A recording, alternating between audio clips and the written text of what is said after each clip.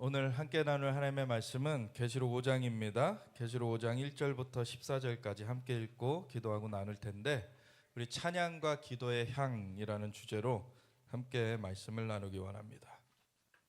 계시록 5장 1절부터 같이 읽겠습니다.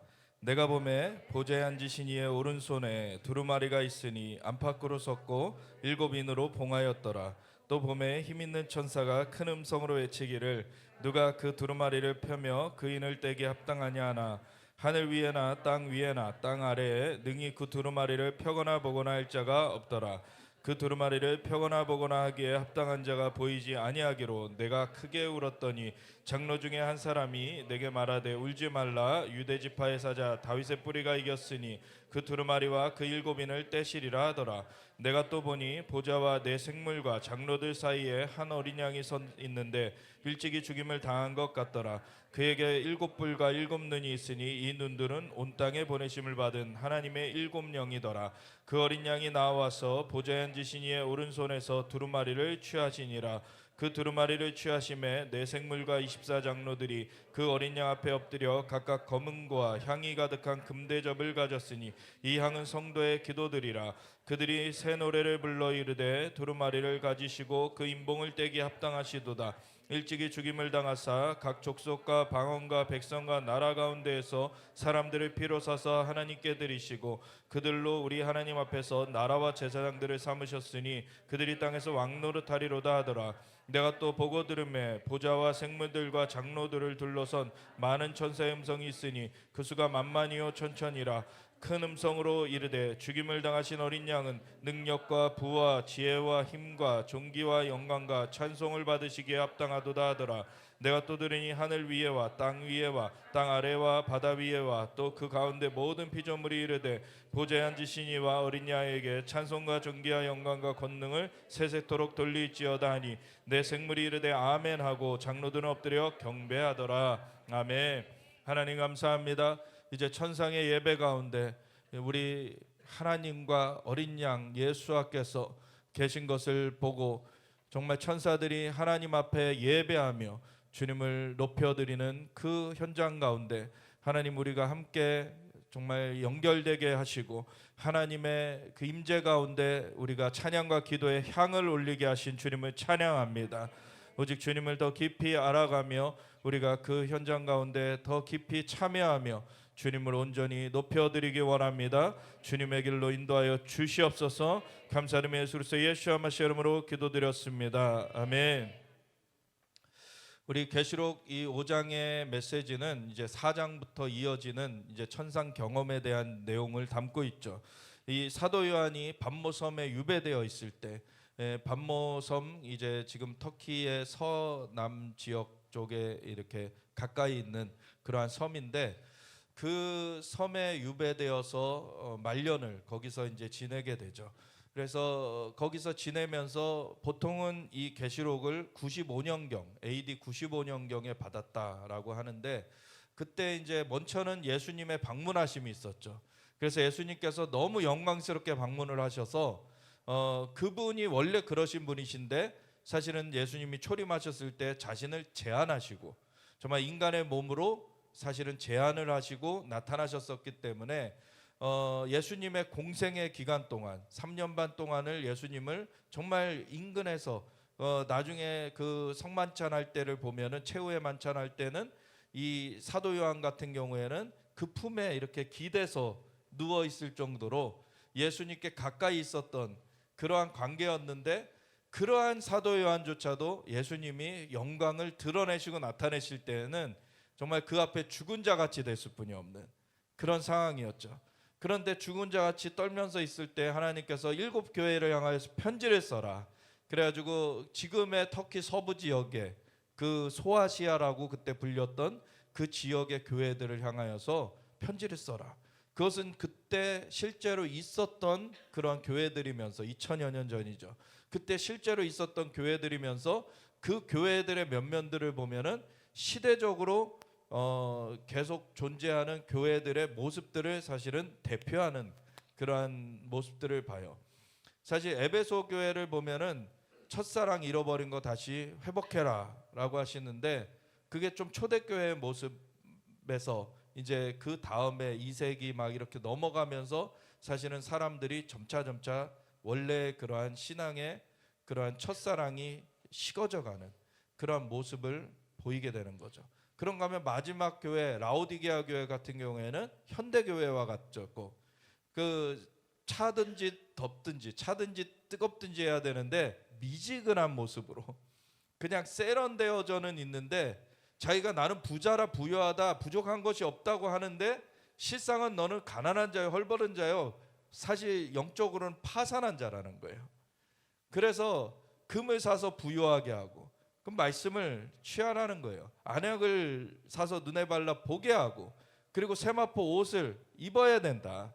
니네가 영적으로는 그렇게 헐벗고 완전히 파산한 상태인데 그 영적인 실상을 알지 못하고 지금 겉으로 치장된 것, 겉으로 지금 시스템이 얼마나 좋아졌습니까? 시설들이 얼마나 좋아졌어요. 예, 교회 다니는 게 너무 편하고 사실은 문화센터 다니는 것 같이 그렇게 되어져 있죠. 그래서 자신들은 정말 대단한 그런 어떤 그 소셜, 그 사회의 어떤 대단한 지위를 가진 그런 사람들처럼 그렇게 살아가지만 실상은 영적인 그 파산 상태에 있는, 그래서 너희가 뜨겁든지 차갑든지 하지 않고 미지근하면 내가 토하여 내쳐버릴 거다. 근데 그 교회들을 다시 하나님께서 문 밖에 서서 두드리시면서 문을 열어달라고, 그거는 안 믿는 사람들에 대한 얘기가 아니에요. 교회들을 향해서 편지 쓰라 그랬잖아요. 예, 처음 교회는 이제 그 첫사랑이 식어진 것에 대한 경고였고, 그 중간에 4대 교회는 아예 너희가 살았다 이름 하나 죽었다 라고 아예 그냥 사망 선고가 내려지기까지 했거니와 그게 중세 암흑기와 같은 거죠. 예, 그런가 하면 이제 말세에는 지금 번지르하게 겉은 돼 있는데 실상은 파산한 상태로 있는, 그래서 뜨겁지도 않고 차지도 않고, 예수님께서 뭐라 그러셨습니까? 너희가 뱀처럼 지혜롭고 비둘기처럼 순결하라 그러셨어요. 그래서 머리는 우리가 냉철한 면이 또 있어야 돼요. 이 세상을 또 이길 수 있는 또 지혜가 필요합니다. 그렇지만 그 마음에는 순수한 마음으로 뜨거움이 있어야 돼요. 그것이 그냥 대충 가장돼 가지고 미지근한 상태로 있으면은 아무것도 아니라는 거예요. 토하여 내쳐버릴 것이다. 그래서 문 밖에 서서, 내가 문 밖에 서서 두드리노니 그 소리를 듣고 문을 열면 내가 들어가서 그로 더불어 먹고 그는 나로 더불어 먹으리라. 그래서 주님이 다시 교제하길 원하신다는 거예요. 주님이 다시 교제하는 그 교회가 되어져야 됩니다. 네, 그래서 7교회가 그러한 모습들을 나타내고 있는데, 그 이야기를 지나서 이제 계시록 4장에 보면은 예수님께서 하늘로부터 이제 부르시죠. 하늘에 열린 문이 있고 그 하늘로부터 전에 말씀하셨던 그 음성, 예수님의 음성이 다시 들려지는데 이제 이리로 올라오라. 그래서 이리로 올라오라 하는 그 상황에서 성령으로 감동되어지는 거예요.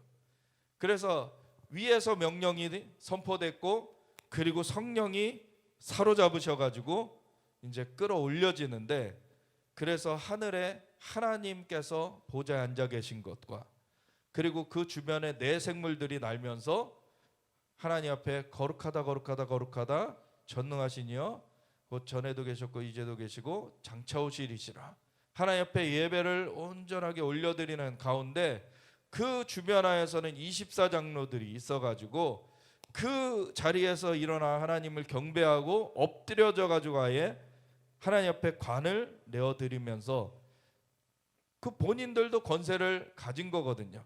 근데 그게 궁극적인 권세가 아닌 거죠. 하나님만이 궁극적인 권세자이십니다. 그래서 그 하나님 앞에 자신의 모든 권세도 다 내려놓고 하나님께 경배한다.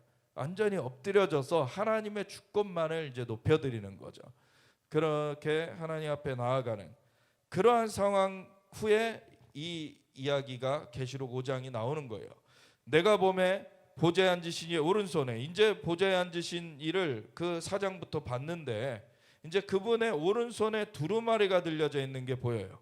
그 두루마리가 있으니 안팎으로 썼고 7인으로 봉하였더라. 그래서 두루마리는 말려진 거죠. 말려져 있는데 글씨가 한쪽에만 써 있는 것이 아니라 안팎으로 써졌는데 이 말려져 있으니 이게 감춰져 있죠, 사실. 그게 안 풀려지도록 봉인이 7개가 되어 있어요. 그 봉인이 하나씩 떨어지는 내용이 이제 6장부터 나오는데, 그래서 8장에 가서는 이제 7번째 인까지 떼집니다. 그래서 그것이 하나씩 떼질 때마다 그 임봉돼서 감춰져 있던 그 내용들이 이제 풀려지게 되는 거죠.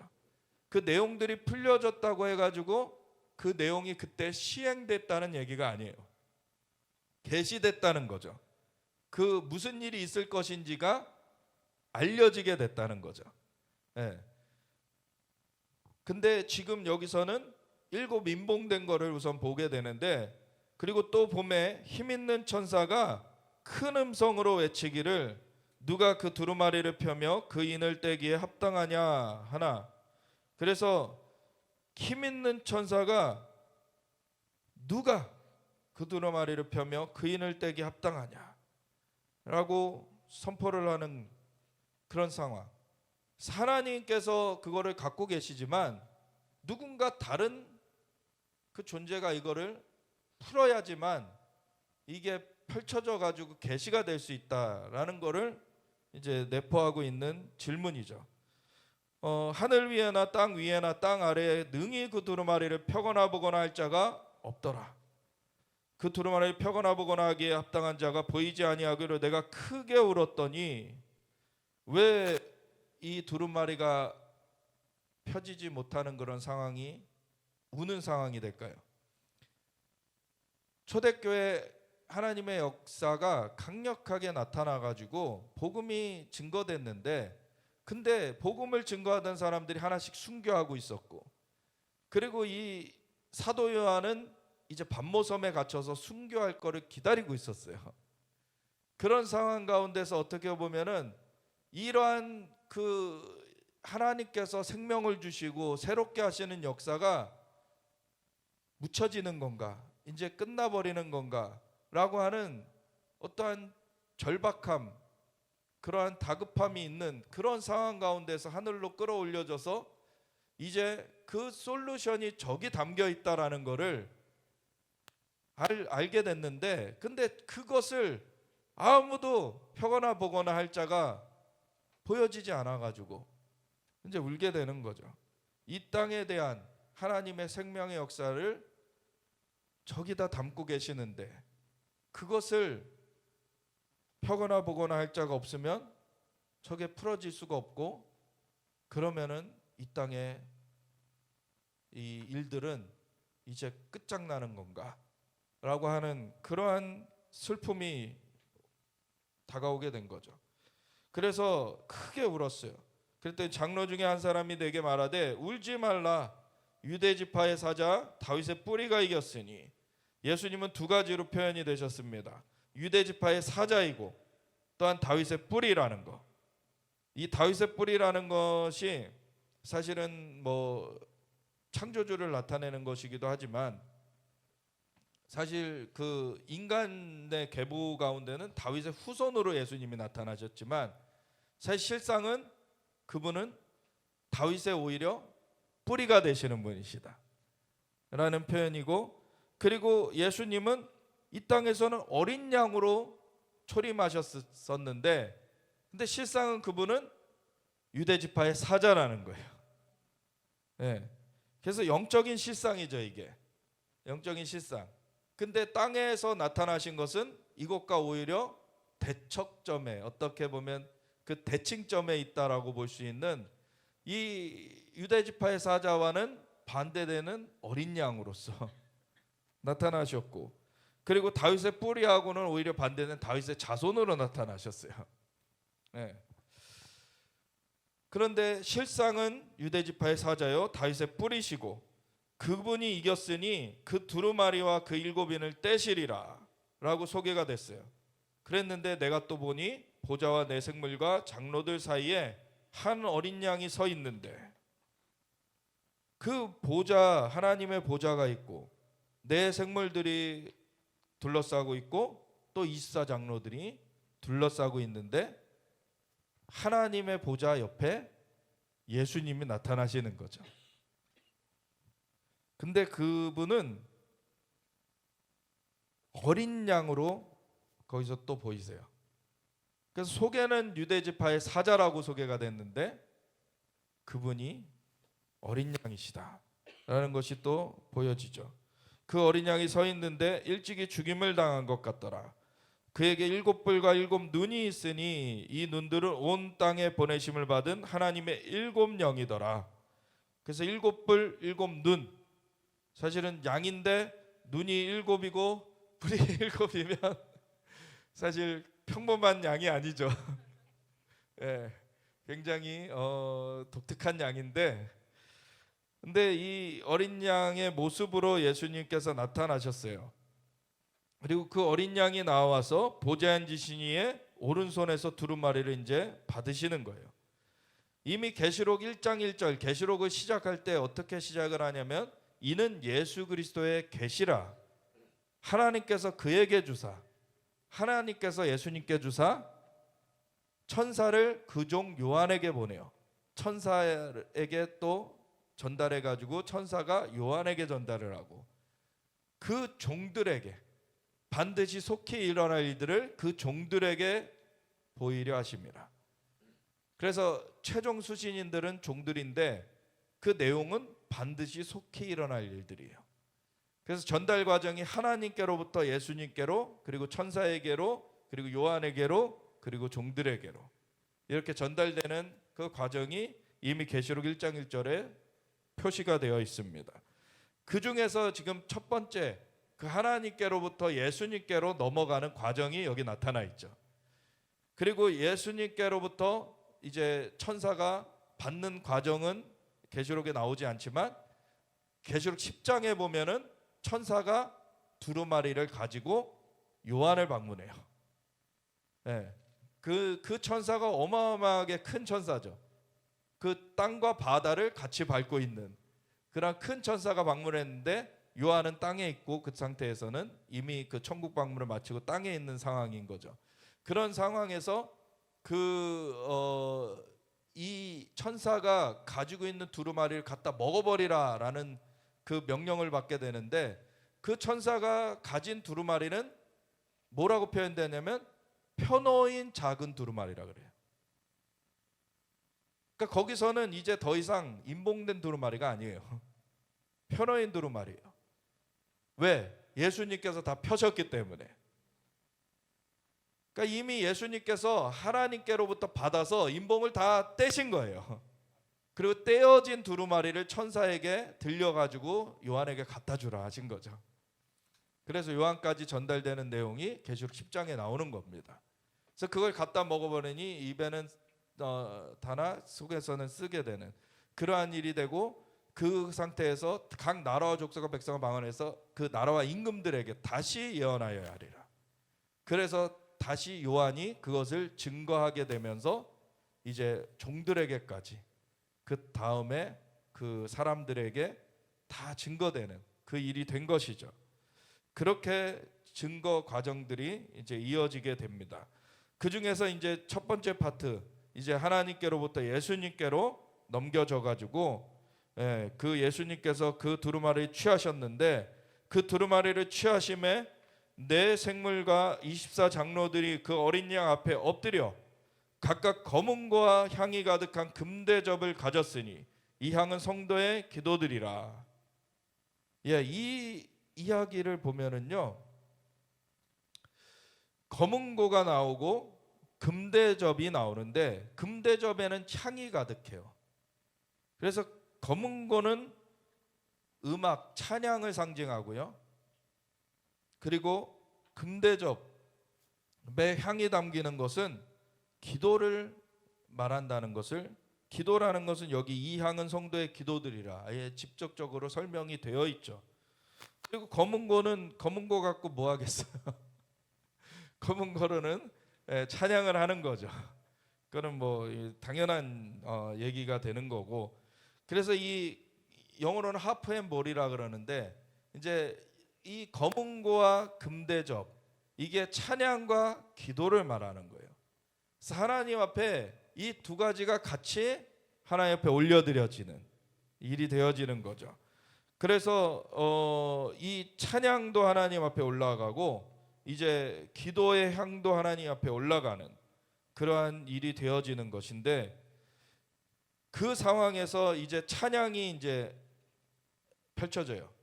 그들이 새 노래를 불러 이르되 두루마리를 가지시고, 이 새 노래라는 것은 그 전에 불러지지 않았던 노래라는 거죠. 왜냐하면 그 전에 아직 하나님께로부터 예수님께로 이 두루마리가 넘겨지지 않았었기 때문에, 지금 이 순간에 하나님께로부터 예수님께로 두루마리가 넘겨진 거예요. 그래서 그것은 역사상 한 번 있는 일입니다. 두루마리는 한 번 넘겨진 거예요. 그러고 나서 두루마리를 예수님께서 인봉을 다 떼신 거죠. 그건 반복되는 것이 아닙니다. 이미 떼신 거예요. 그리고 펴놓인 작은 두루마리를 천사를 통해서 요한에게 주었어요.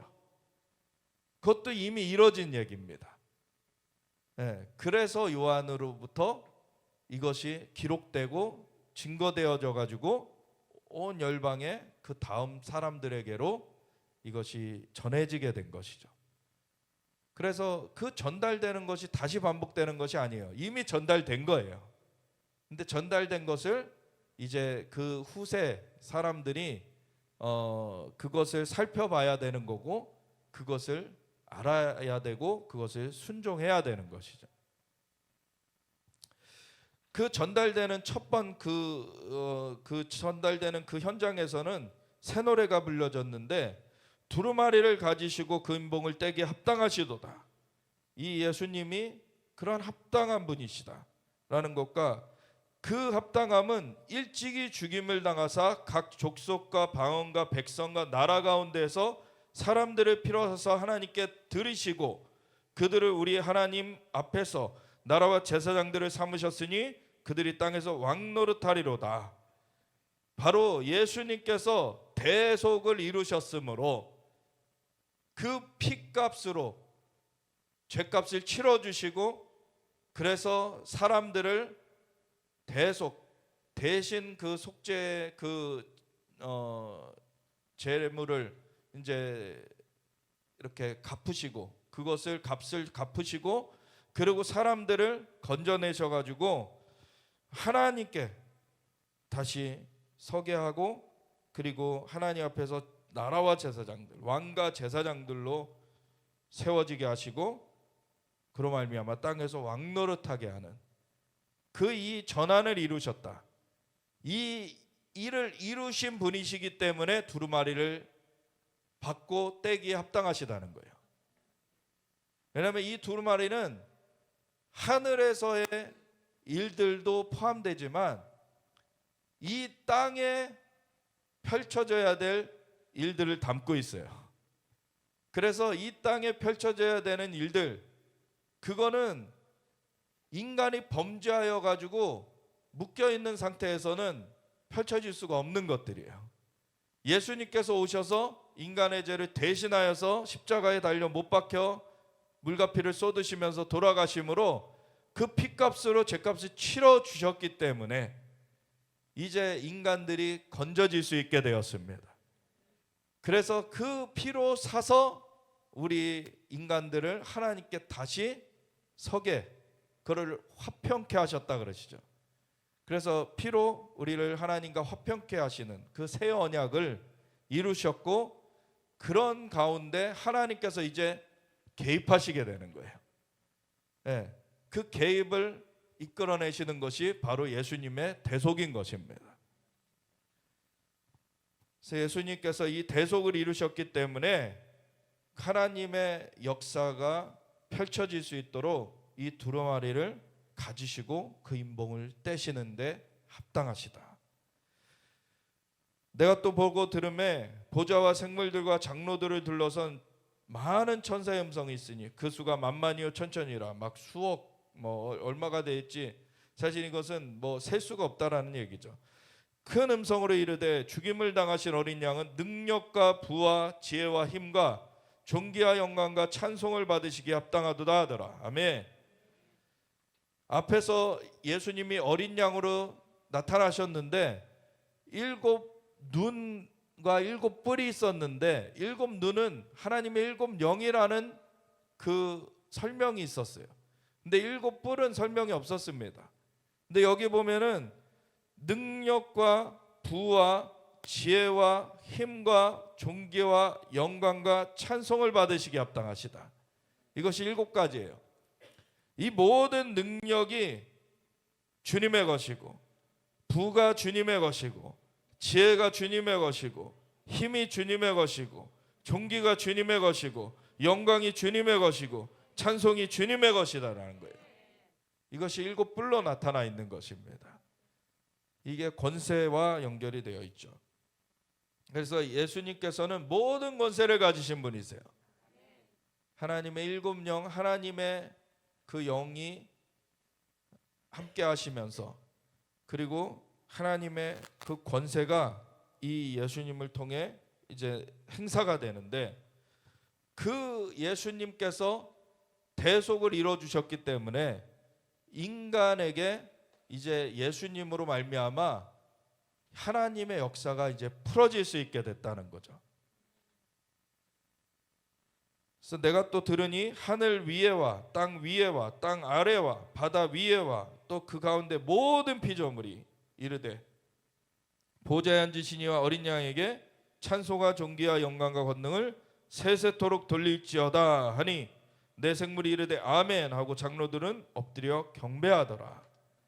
그래서 앞에서 4장에서도 장로들이 엎드려 경배했는데 또 엎드려 경배하는 모습이 또 나오죠.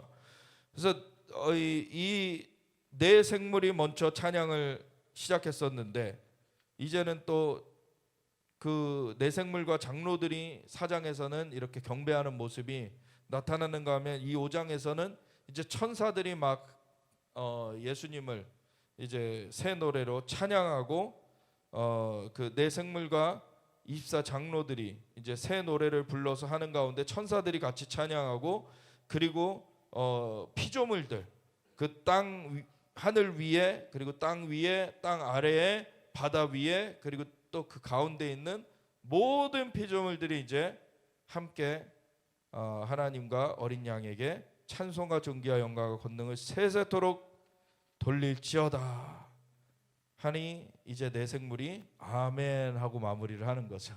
이제 24 장로들은 경배함으로 마무리를 하고, 그래서 이렇게 이제 5장 계시록 5장의 기록이 맞춰지게 되는데, 이러고 나서 이제 6장부터 보면은 내가 보면 어린 양이 7인 중에 하나를 떼시는데 하면서 이제 2인을 떼시는 내용이 나와요. 그리고 둘째 인을 떼는 내용, 셋째 인을 떼는 내용, 넷째 인을 떼는 내용, 다섯째 인을 떼는 내용, 여섯째 인을 떼는 내용까지가 6장에 나오고, 그리고 7장은 사실 인을 떼는 내용이 또 나오는 게 아니라 6장 12절부터 여섯째 인을 뗐을 때 이제 나온 내용에 이어지는 파트입니다. 7장은. 그래서 2일 후에라고 시작이래요. 그래서 6장 12절에 그 여섯째 인을 뗐을 때 천재지변이 일어나는 얘기가 나옵니다. 이제 천재지변이 일어나는 날이 올 거라는 거예요. 해가 검은 상복같이 검어지고 달이 핏빛같이 변하는 그러한 그 현상들이 일어나는 가운데 막 엄청난 지진과 그 별들이 떨어진다고 돼 있는데, 별들이 아니라 이제 운석들 같은 거, 아니면 오늘날에 이제 인공위성들 떨어지는 그런 것도 포함이 되겠죠. 그런 것들이 이루어지고, 그러한 그 천재지변 가운데 열방의 왕들과 그런 어떤 그 유력한 자들이 하나님 앞에 벌벌 떨면서 굴과 산들을 바위 틈에 막 숨어가지고 하나님과 어린 양의 진노에서 우리를 가리라 막 그래요. 그게 하나님과 어린 양의 진노 때문에 이루어진다는 것을 그들이 아는 거예요. 예. 근데 그런 상황, 그거는 또 다른 것과 연결했는데 그건 오늘의 주제가 아니기 때문에 나누지 않을 텐데, 그러한 상황 가운데 7장의 기록이 연결이 되는 겁니다. 2일 후에라고 7장이 시작이 되는 것은 바로 그 천재지변 후에를 얘기하는 거예요. 천재지변 후에 하나님께서 이스라엘에서는 14만 4천의 하나님의 종들을 인치시고, 그리고 열방의 허다한 무리를 인치셔가지고 일으키시는 거예요. 이들이 구원 얻을 총수가 아닙니다. 마지막 때에 하나님의 종들로 인침받는 게 이스라엘에서는 14만 4천, 그리고 열방의 허다한 무리, 이들로 마지막 일들을 감당케 하시고 수많은 영혼들 마저 건지시고서는 하나님께서 마무리를 하시는 거예요. 이제 그 일을 위한 마지막 때의 사명자들이 그렇게 이스라엘에서는 14만 4천, 그리고 열방에서 허다한 무리가 일어난다는 겁니다. 그러고 나서 8장에 가서야 7번째 인을 떼시는 얘기가 나와요. 그래서 오늘 8장을 또 볼 건데, 8장에 보면은 이런 얘기가 나옵니다. 7째 인을 떼실 때 하늘이 반시간쯤 고요하더니 내가 보면 하나님 앞에 7 천사가 있어 7 나팔을 받았더라. 7째 인을 뗐을 때 풀려 나온 계시는 7 나팔에 대한 계시예요. 물론 7 나팔에 7번째 나팔이 불려지면 이제 예수님의 다시 오심이 선포됩니다. 그게 계시록 11장 15절의 말씀이죠. 7번째 천사가 나팔을 불매 선포가 이루어지는데 세상 나라가 우리 주와 그의 그리스도의 나라가 되어 그가 세세토록 왕노릇 하시리로다.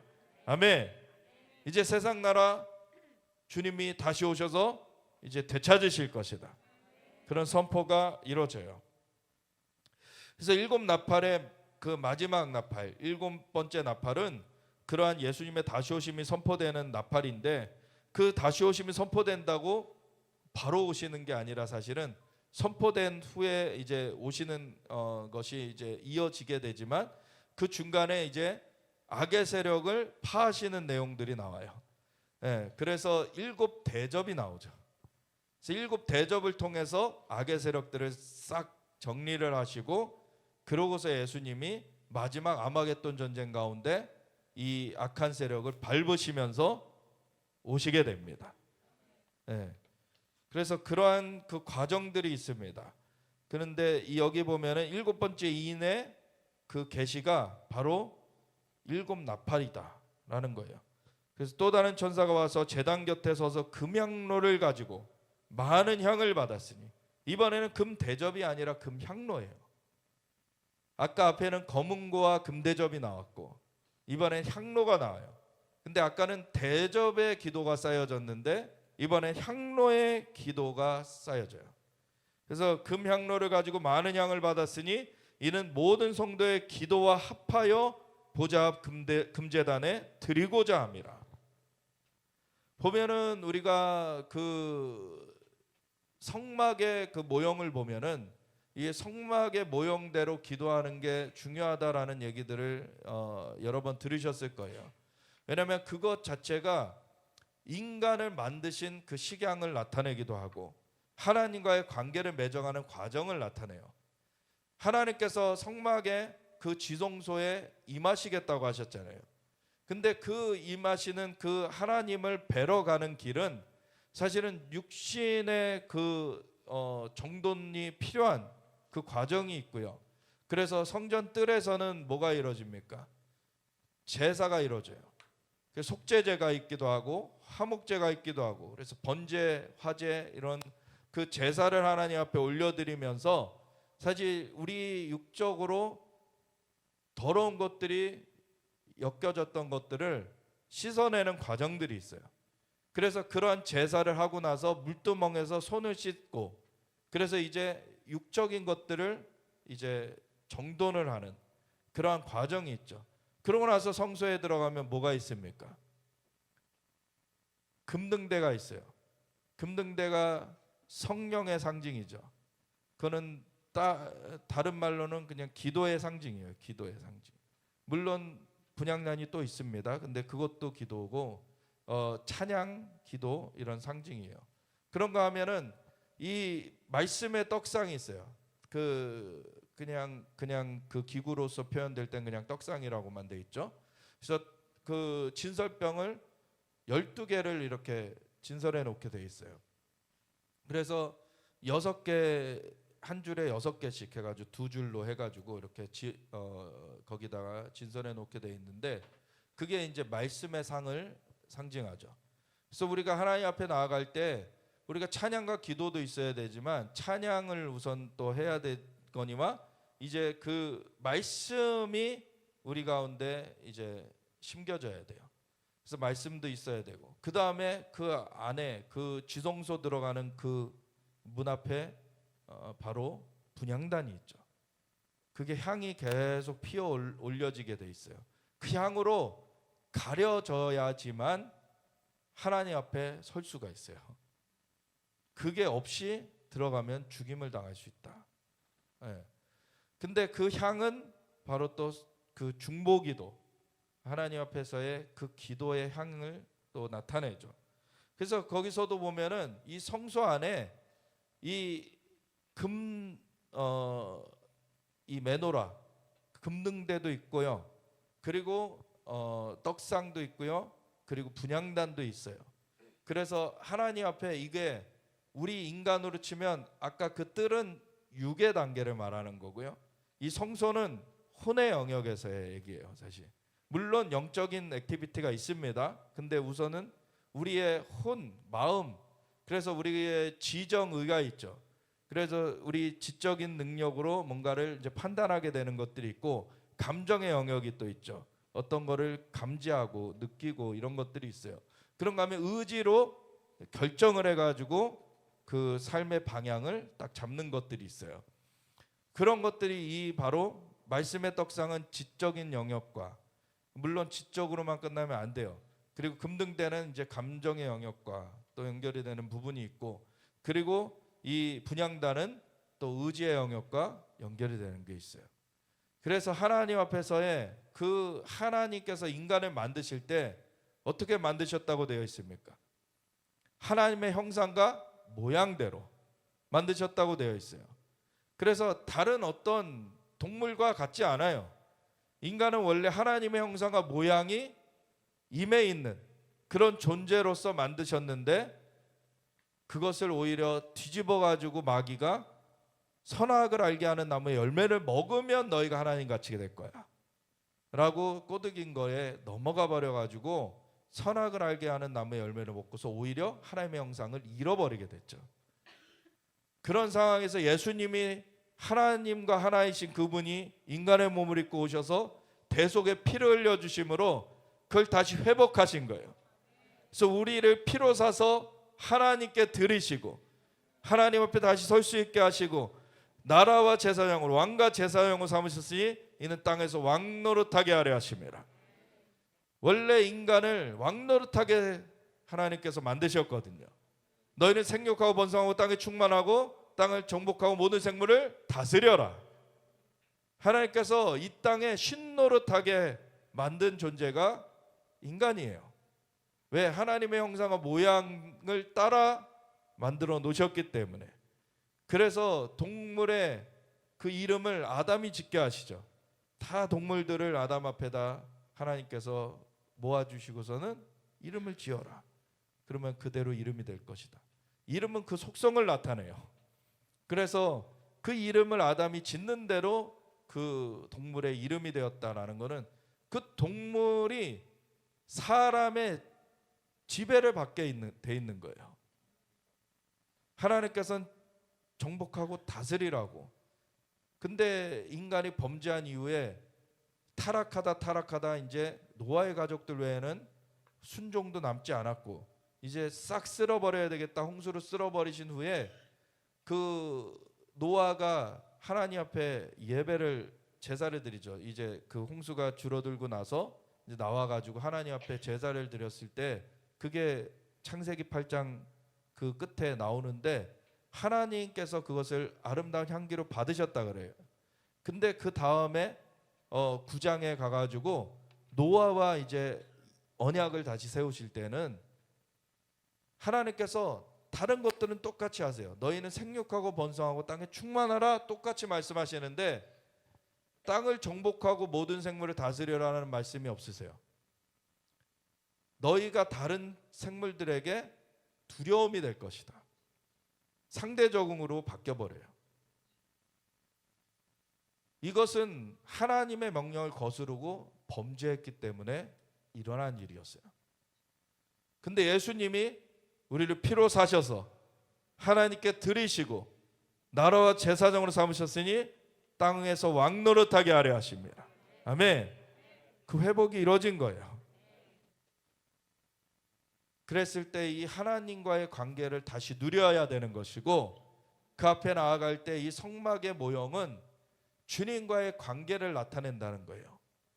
그래서 우리가 회개하며 우리의 잘못된 것들을 하나님 앞에서 그것을 회개함으로 떨쳐내고, 그리고 하나님 앞에 나아갈 때에는 우리가 찬양하며 하나님께 나아가는 영역이 있고, 그리고 우리가 말씀을 읽으면서 하나님 앞에 나아가는 영역이 있고, 그리고 하나님 앞에 기도하면서 하나님의 뜻을 구하는 영역이 있는 것이죠. 그래서 그렇게 될 때 그 영역을 깊이 들어가다 보면 이제 지성소로 들어가게 되는 거죠. 그러면 거기서 하나님을 만나게 되는 거예요. 하나님의 우리가 태양에서 빛이 비춰지고 열이 이렇게 전달이 되기 때문에 우리 이제 여름을 향해 가는데 더 뜨거워지죠. 왜냐하면 태양과의 거리가 좀 더 가까워지는 상황이 됐기 때문에. 그러면은 이제 태양에서부터 빛이 이렇게 비춰져서 낮 동안에 우리가 밝은 환경 가운데서 다니게 되고, 빛이 비춰져서 따뜻한 가운데 이제 지내게 되는데, 그런 것처럼 태양에서부터의 그 빛이 비춰지지만 태양에서부터의 열이 이렇게 우리한테 다가오지만 우리가 태양과 지금 맞닿은 것은 아니잖아요. 네. 태양으로부터의 빛, 태양으로부터의 열을 우리가 누리고 있지만 하나님과의 그 만남도 그래요. 우리가 예배를 드리면 사실은 이 빛이 비춰지듯이 하나님의 계시가 오는 것이 있어요. 그리고 예배를 드리다 보면은 그 열이 우리에게 미쳐지듯이 뜨거운 불같이 우리 안에 성령의 역사가 일어난 것들이 있기도 해요. 그래서 그러한 것들은 근데 하나님께로부터 오는 것이지만 하나님 자신을 만나는 것과는 또 달라요. 이걸 아셔야 돼요. 우리가 하나님을 경험하는 그 파트 중에 하나예요. 그렇지만 그것보다 더 깊은 영역이 있다는 거예요. 하나님 자신을 만나러 지성소 안에 들어가는 건 또 다른 거예요. 아직 성소에서만 그걸 경험하고 있을 수 있어요. 하나님을 진짜 만나잖아요. 아까 초반에 얘기 드렸듯이 그 3년 반 공생애를, 예수님의 공생애를 같이 다녔던 그 사도 요한, 특별히 예수님의 품에 기대기도 할 정도로 그렇게 친밀했던 사도 요한이 영광스러운 주님을 만났을 땐 죽은 자같이 됐을 뿐이 없었다는 거죠. 주님의 임재 겹불을 쬐 수 있어요. 우리가 그걸 가지고 되게 좋아할 수 있어요. 감사한 일이죠. 근데 그게 끝이 아니라는 거예요. 그거의 근원 되시는 분, 그거의 본체 되시는 분을 만나러 가야 되는 거예요. 그러기 위해서는 오늘의 주제 말씀, 찬양과 기도의 향이 하나님 앞에 올려질 때 하늘문이 열려집니다. 그러면 주님께서 이제 이리로 올라오라 하는 때가 와요. 성령에 사로잡으시는 때가 와요.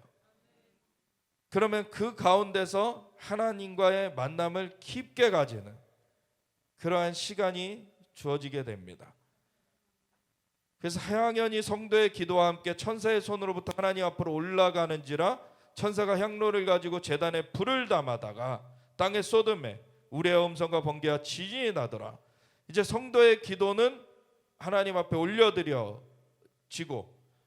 그 향로에 이제 다시 제단에 불을, 하나님 보좌 앞에 제단이 있어요. 거기에 있는 제단에 불을 담아다가 땅에 쏟으면은 이 땅에 진동이 일어나요. 이 땅에 변화가 일어나요. 하나님과의 소통하는 것이 지금 이 검은고와 금대접이라고 아까 나왔고, 여기서는 또 금양로라고 또 나오는 이러한 찬양과 기도, 하나님 앞에서의 정말 또 이 분향단, 이 금양로는 또 중보기도의 그 영역, 개인 기도의 영역을 사실 넘어서는 거예요. 이게 성소에 있는 기물들이죠, 사실. 물론 금대접이 아니라 성소에는 금등대가 있는데 그것이 금대접이라고 또 이렇게 봐도 되고, 검은고와 그러니까 검은고와 이 금대접인데 검은고라고 표현된 거를 금등대라고 보면 되고, 그리고 이 떡상과 그리고 이 금대접을 같이 이렇게 매칭을 시켜도 돼요. 그리고 여기 금양로가 또 나오죠. 그러니까 세 가지가 이렇게 여기 표현이 나오게 돼요. 그럼 이걸 가지고 하나님 앞에 나아가게 되면 하나님 앞에 이것이 상달이 된다는 거예요. 드려진다는 거예요. 그럼 드려지면은 그 드려진 것에서 이제 다시금 하나님의 것이 또 담겨져서 이 땅 가운데 내려오게 되는 그러한 역사가 이루어지게 되는 것이죠. 요한복음 4장에 보면 이런 얘기를 해요. 23, 24절에 아버지께 참되게 예배하는 자들은 영과 진리로 예배할 때가 오나니, 곧 이때라. 이게 바로 성소에서 금등대와 떡상을 나타내는 거예요. 그래서 영과 진리로 예배를 해야 되는데, 이 영은요, 이 통로를 열어주는 것과 같아요. 그래서 하나님의 영이 운행하시면 우리가 하나님께로 가는 이 통로가 쫙 열리는 것 같아요. 근데 영이라고 모든 영을 다 받아들이면 안 되는 거죠. 다른 영이 있어요. 귀신의 영이 또 운행을 해요. 그래서 하나님의 영은 진리의 영이십니다. 그래서 진리 가운데 하나님께로 나아가야지만 하나님의 존전으로 갈 수가 있는 거예요. 그래서 영이라고 모든 영을 말하는 게 아니고 이 진리와 함께 해야 되는 거죠. 그래서 하나님의 영, 그분은 진리의 영이시고, 그래서 우리가 말씀의 기준 가운데 서 있어야 돼요. 말씀의 기준 가운데. 그렇지만 그 기준만 있다고 하나님과의 소통이 열려지는 게 아니에요. 영의 액티비티가 있어야 하나님과의 소통이 열려지는 거예요. 그래서 이 말씀과 성령의 역사가 같이 있어야 됩니다.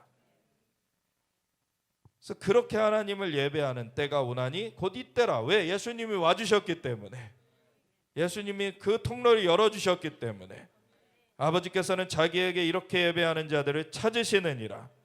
하나님은 영이시니 예배하는 자가 영과 진리로 예배할지니라. 아멘. 그래서 지성소에 나아가려면 그곳은 영의 영역이에요. 그 영의 영역을 나아가기 위해서 우리의 그 자연적인 영역에서도 정돈이 필요하거니와 우리의 혼적인 영역에서도 하나님 앞에서의 정돈이 필요해요. 우리 온 생각과 마음이 하나님께 집중돼야 돼요. 하나님의 영이 역사하셔야 되고 하나님의 그 진리가 역사가 돼야지 그 하나님께 나아가는 길을 갈 수가 있어요. 그렇게 되면 지성소로 들어가게 되죠. 그러면 지성소에서 하나님을 뵙게 되는 거예요. 이 길을 하나님은 우리에게 다 제시해 주셨어요. 그것을 사모하고 너희가 올 것이냐, 너희가 그 길 가운데로 나를 갈망하며 나올 것이냐, 그걸 하나님 원하시는 겁니다. 근데 오늘날의 교회는 세상의 그 문화센터처럼 돼버려가지고 이 영적인 액티비티는 사라져버리고 하나님께 나아가는 그 길은 닫혀지고 사람끼리만 교제하는 것만 남아버렸어요. 그거는 교회가 아닌 것입니다. 더 이상 그게 라오디게아 교회 같이 돼버리는 거예요. 미지근해져 버린, 그 겉에는 번지르한데 하나님과의 만남이 없는, 하나님은 밖에서 문 좀 열어달라고 두드리셔야 되는 그런 상황이 되어 있는 거예요. 요한복음 1장에 보면은 예수님께서 이제 제자들을 막 이렇게 부르시는데 빌립을 이제 부르십니다. 그래서 첫날에 그 안드레아, 베드로 이렇게 막 부르시고 나서 네 명의 그 야고보와 요한 이렇게 부르시고 나서 이렇게 둘째 날에 이제 빌립을 부르세요. 이튿날 1장 요한복음 1장 43절부터 보면 이튿날 예수께서 갈릴리로 나가려 하시다가 빌립을 만나 이르시되 나를 따르라 하시니 빌립은 안드레와 베드로와 한 동네 벳세다 사람이라 빌립이 나다나엘을 찾아, 이제 빌립이 5번째로 불려지고 나다나엘이 이제 6번째로 불려지는데, 나다나엘을 찾아 모세가 율법에 기록하였고 여러 선지자가 기록한 그 일을 우리가 만났으니 요셉의 아들 나사렛 예수니라. 그랬더니 나다나엘이 뭐라 그래요? 나사렛에서 무슨 선한 것이 날 수 있느냐? 이게 교만해서 하는 얘기가 아니에요. 나사렛이란 동네는 사실은 가려져 있던 동네예요. 뭐가 선한 것이 날 거라고 기대가 없는 동네예요. 근데 빌립이 이르되 와서 보라 하니 이제 이 나다나엘이 간 거예요. 그랬더니 예수님께서 나다나엘이 자기에게 오는 것을 보시고 그를 가리켜 이르시되 보라 이는 참으로 이스라엘 사람이라 그 속에 간사한 것이 없도다. 또 나다나엘이 어떻게 나를 아시나이까? 예수님께서 빌립이 너를 부르기 전에 내가 무화과 나무 아래에 있을 때 보았노라. 예수님은 지금 여기 계셨는데 근데 빌립이 부르러 온 그 현장을 알고 계시는 거예요. 그러니까 나다나엘이 깜짝 놀라가지고 랍비여 선생님이라고 우선 부르고, 랍비여 당신은 하나님의 아들이시여 당신은 이스라엘의 임금이로소이다. 이분이 메시아신 것을 인정을 한 거예요. 그랬더니 예수님께서 이렇게 말씀하세요. 내가 너를 무화과 나무 아래에서 보았다함으로 믿느냐? 이보다 더 큰 일을 보리라 하시면서 진실로 진실로 너희에게 이르노니 하늘이 열리고 하나님의 사자들이 인자 위에 오르락내리락 하는 것을 보리라. 아멘. 이게 야곱이 경험했던 하늘 문이 열려지고 사닥다리가 하늘에서부터 땅으로 내려져 있는데 천사들이 오르락내리락 하는 것을 봤던 그 베델의 환상, 그 꿈 얘기와 연결이 되죠. 그래서 그 꿈 가운데서 봤던 것이 하나님께서 하늘과 땅을 연결하시는 것이었는데 천사들이 그거 수종들면서, 근데 그 사닥다리가 그 통로가 나다라고 얘기하시는 거예요. 예수님이 그 통로가 되시는 분이십니다. 그래서 예수님 안에서 우리는 하나님을 만날 수 있게 됐어요. 예수님이 찾아와 주셨기 때문에, 찾아와 주셔서 자신이 죄의 대가를 대신 치러 주시고 우리에게 하나님께 나아가는 문을 열어 주셨어요. 그래서 우리를 피로 사서 아버지께 드리셨다라는 거예요. 하나님께 드리시고 우리를 나라와 재산으로 삼으셨으니 우리로 땅에서 왕노릇하게 하려 하십니다. 그 왕노릇을 어떻게 합니까? 왕과 제사장의 노릇을 그 성전에서 하나님 앞에 그 찬양의 제사를 드리고 그리고 말씀에 묵상을 하면서 그 분향단에서 중보기도를 하나님 앞에 올려드리게 될 때 하나님 그걸 흠양하시는 거예요. 그러면은 그 하늘문이 열려지고 하나님과의 만남이 깊어지게 되는 겁니다. 우리가 하나님과의 만남을 가진다고 했을 때 그냥 종교적으로 그냥 교회 출석했다라고 해서 만남이 이루어지는 게 아닙니다. 우리의 마음이 하나님을 갈망해야 되고 그 앞에서 정말 주님을 갈망하며 찬양의 제사와 말씀의 묵상과 중보기도의 향이 올라가게 될 때 하나님은 그러한 자들을 찾으신다는 거예요. 그리고 하늘문을 여시고 함께 주님을 소통하신다는 거죠. 우리가 그런 갈망이 넘쳐나기를 원합니다. 우리 함께 기도할 때 하나님 정말 주님 앞에서의 이 찬양과 기도의 향이 끊이지 않길 원합니다. 하나님 말씀의 묵상이 끊이지 않기를 원합니다. 주님만 영광 받으시고 우리를 인도하여 주시고 하나님 주님을 더 깊이 만날 수 있도록 우리 인도하여 주시옵소서. 우리 함께 주여 외치며 기도하며 나아가겠습니다. 주